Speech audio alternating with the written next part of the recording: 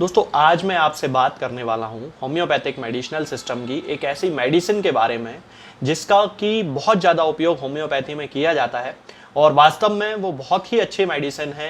Homeopathy में खास तौर से बहुत सारी बीमारियों में एक ब्रॉड स्पेक्ट्रम मेडिसिन के रूप में वो काम करती है, चाहे वो मेंटल परेशानियां हो चाहे वो फिजिकल परेशानियां हो। हालांकि बहुत सारे होम्योपैथिक फिजिशियन उसका जो उपयोग है वो केवल एक सेक्सुअल सिम्टम्स के लिए यूज की जाने वाली मेडिसिन के रूप में करते हैं और उस मेडिसिन का नाम है दोस्तों स्टेफाइसेग्रिया।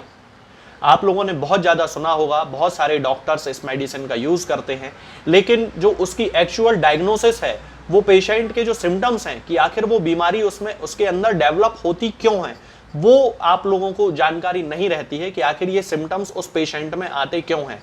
तो ये जो मेडिसिन है आज इसके बारे में मैं आज आपसे बात करूंगा और मैं आपको बताऊंगा कि हम स्टेफाइसेग्रिया को किन किन कंडीशंस में यूज कर सकते हैं, ना केवल इसके सेक्सुअल सिम्टम्स के बारे में बल्कि और ऑर्गन्स पर इसके जो इफेक्ट होते हैं उन सब के बारे में मैं आज आपको बताऊंगा। तो चलिए दोस्तों शुरू करते हैं। सबसे पहले हम इसके माइंड की बात करते हैं, आखिर कि ये जो व्यक्ति होता है स्टेफाइसेग्रिया का जो पेशेंट होता है वो किस तरह का होता है। दोस्तों ये जो व्यक्ति होता है ये बड़ा ही क्यूट व्यक्ति हम इसको कह सकते हैं, बड़े अच्छे नेचर का व्यक्ति होता है, लेकिन इसको गुस्सा बहुत जल्दी आता है। ये जो पेशेंट होता है जरा जरा सी बात में गुस्सा कर लेता है। अब इसकी सबसे बड़ी प्रॉब्लम ये होती है कि ये इसको गुस्सा आता तो है लेकिन उस गुस्से को ये एक्सप्रेस नहीं कर पाता है, यानी कि उस गुस्से की जो भड़ास है वो अपने मन से उसको बाहर नहीं निकाल पाता है, सामने वाले को कुछ कह नहीं पाता है। अब इसका मैं आपको एक एग्जाम्पल देके बता देता हूं। मान लीजिए कि कोई व्यक्ति है, वो अपने ऑफिस जाता है, बड़ी हायर पोस्ट पे है, बहुत अच्छा ऑफिसर क्लास है उसकी, और ऑफिस में पहुंचा, वहां पर एक प्यून है।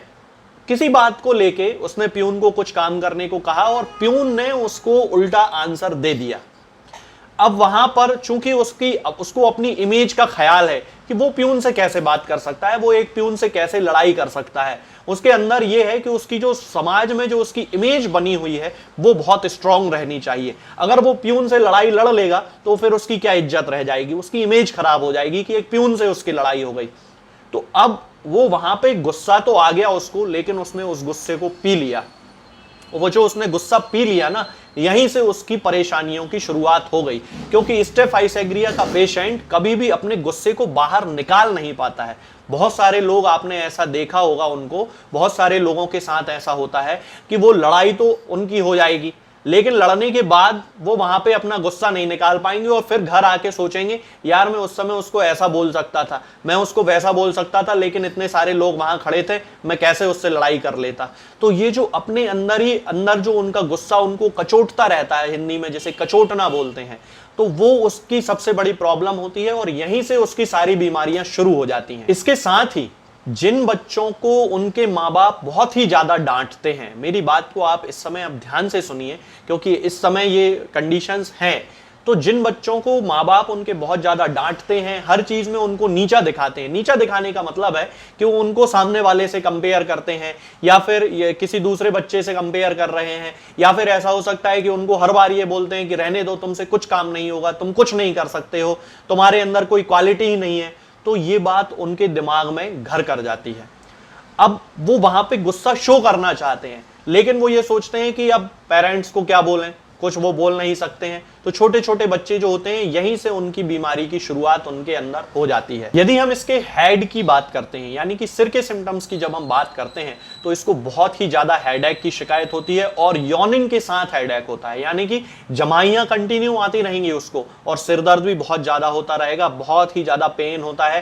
खास तौर से सेक्सुअल एक्सेस के बाद तो बहुत ज्यादा पेन की, हेडेक की, सिर में दर्द की इनको शिकायत रहती है। यदि हम आंखों की बात करते हैं तो आंखें कमजोर पड़ जाती हैं सेक्सुअल एक्सेस के कारण, यानी कि जिन लोगों में सेक्सुअल इंडल्जेंस बहुत ज्यादा होता है, जो लोग बहुत ही ज्यादा कामुक प्रवृत्ति के जो लोग होते हैं, उनकी आंखें कमजोर पड़ने लगती हैं और आंखों में जो है धुंधलापन उनको आने लगता है, दूर, छोटी सी दूर, थोड़ी सी दूर का भी उनको दिखाई नहीं देता है। धीमी रोशनी या जो कम रोशनी होती है उसमें उनको दिखाई देना कम हो जाता है, रतौंधी जिसे कहा जाता है। आंखों के नीचे उनको नीले कलर के निशान पड़ जाते हैं, हल्के काले नीले कलर के पूरे में यहाँ निशान पड़ जाएंगे। इसके साथ ही इनको बार बार स्टाई यानी कि जिसे गोयरी हिंदी में यहाँ मध्य प्रदेश तरफ गोयरी बोला जाता है, तो स्टाई उसका मेडिकल वर्ड है, स्टाई की शिकायत होती है। यहाँ आंख की पलक के ऊपर एक छोटी छोटी फुंसी टाइप की जिन लोगों को बार बार होती रहती है, उसके लिए भी ये एक बहुत अच्छी मेडिसिन है।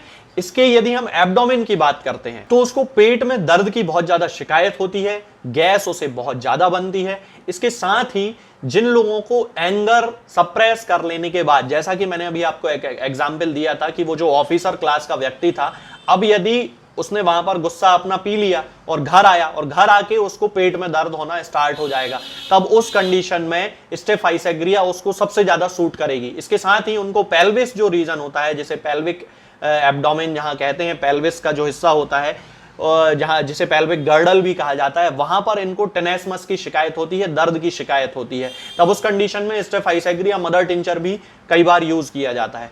अब हम बात करते हैं इसके मेल सेक्सुअल सिम्टम्स की।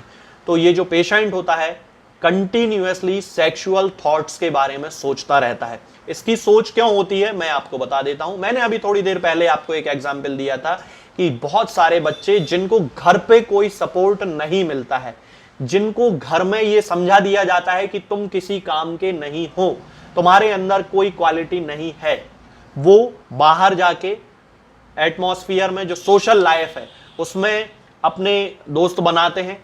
वो दोस्त वहां पर उनको पॉर्न वगैरह में धकेल देते हैं, वहां पर उनको एक सपोर्ट मिलता है अपने दोस्तों का। तो उनकी जो हैबिट्स होती हैं, स्मोकिंग, ड्रिंकिंग, सेक्सुअल थॉट्स और सेक्सुअल जो इंडल्जेंस होता है, तो ये जो जितने भी गुण हैं, अवगुण हैं, वो सब उनके अंदर आ जाते हैं। यही कारण है कि वो कंटिन्यूअसली 15-16 साल की उम्र से 14 साल की उम्र से सेक्सुअल इंडल्जेंस करने लगता है, मैस्टरबेशन करने लगता है, हस्तमैथुन करने लगता है, और फिर उसका शरीर धीरे धीरे कमजोर पड़ने लगता है। आंखों में मैंने अभी बताया था 16-17 साल का जो बच्चा होता है उसकी आंखों के नीचे काली नीली धारियां पड़ने लगती हैं, ब्लू रिंग्स जिन्हें कहा जाता है होम्योपैथिक टर्मिनोलॉजी में, मटेरिया मेडिका में इसके लिए शब्द है ब्लू रिंग्स। इस तरह की नीली काली धारियां पड़ने लगती हैं, हस्तमैथुन बहुत ज्यादा करने लगता है, नाइट फॉल की कंटिन्यूअस शिकायत होती रहती है, यानी कि स्वप्न दोष जिसे हिंदी में कहते हैं उसकी इसको शिकायत हो जाती है। बच्चा 16-17 साल की उम्र में ही 30-35 वर्ष के पुरुष के जैसा हो जाता है। उसकी जो सेक्सुअल उत्तेजना होती है वो धीरे धीरे कम होती चली जाती है। इसके साथ ही कंटिन्यूअस ड्रीमी स्टेज हो जाती है। ड्रीमी स्टेज का मतलब होता है, या ड्रीमी स्टेट का मतलब होता है कि वो हवा महल बनाता रहता है, मैं ये करूंगा, इसके बाद मैं वो कर लूंगा, इसके बाद मैं वो कर लूंगा, शेख चिल्ली जिसे कहा जाता है ना, तो उसकी वो स्टेट जो है, मेंटल स्टेट उसकी वो हो जाती है। इसके साथ ही कंसंट्रेशन की पावर उसकी बिल्कुल खत्म हो जाती है, यानी कि कहीं भी उसकी एकाग्रता नहीं रहती है, पढ़ाई में उसका मन बिल्कुल नहीं लगता है, कंटिन्यूअसली सेक्स से रिलेटेड थॉट्स आते रहते हैं, इंटीमेसी से रिलेटेड थॉट्स आते रहते हैं, लड़कियों से जैसे ही बात करता है तो तुरंत उसका डिस्चार्ज हो जाता है। इस तरह के ये सिम्टम्स स्टेफाइसेग्रिया में देखे जाते हैं। इसके बाद यदि हम फीमेल जेनाइटेलिया की बात करते हैं तो फीमेल्स के सिम्टम्स भी लगभग इसी तरह के होते हैं जैसे मेल जेनाइटेलिया के होते हैं। फीमेल्स में यूरिथ्रल बर्निंग के लिए एक बहुत खास मेडिसिन मानी जाती है स्टेफाइसेग्रिया। जिन लोगों की नई नई शादी हुई है, खास तौर से जिन महिलाओं की नई नई शादी हुई है, और इस बीमारी को मेडिकल टर्मिनोलॉजी में हनीमून सिस्टाइटिस बोलते हैं, कि उन्होंने पहली दूसरी बार इंटरकोर्स किया है, दूसरी तीसरी बार इंटरकोर्स किया है, और उसके बाद उनको कंटिन्यूअसली बर्निंग होना शुरू हो गई है बाथरूम के रास्ते में, यूरिन के रास्ते में, यूरिथ्रा में। तो उन महिलाओं को जहां पे जलन पड़ रही है महिलाओं को यूरिन के रास्ते में, वहां पर बहुत अच्छी मेडिसिन है हनीमून सिस्टाइटिस की, स्टेफाइसेग्रिया।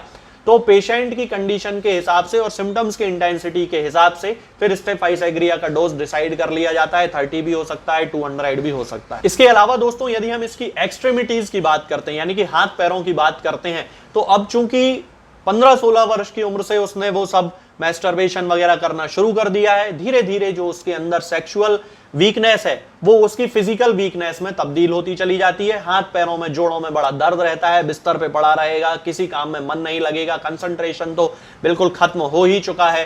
तो हाथ पैर उसके दर्द करते रहेंगे, सोता रहेगा, जमाइयां लेता रहेगा, सिर में दर्द होता रहेगा। इस तरह के सिम्टम्स उसको कंटिन्यूअसली आते रहेंगे। इस स्किन की यदि हम बात करते हैं तो रात में बहुत ज्यादा इसको पसीना आने लगेगा, थिक स्कैब्स पड़ जाएंगे मोटे मोटे, और इसके साथ ही फिग वॉर्ड्स होने की उसको शिकायत हो जाती है। बड़े बड़े वॉर्ड्स उसको हो जाते हैं, मस्से जिन्हें बोला जाता है, बड़े बड़े मस्से, पेडंकुलेटेड मस्से जिन्हें बोला जाता है, वो इसको हो जाते हैं।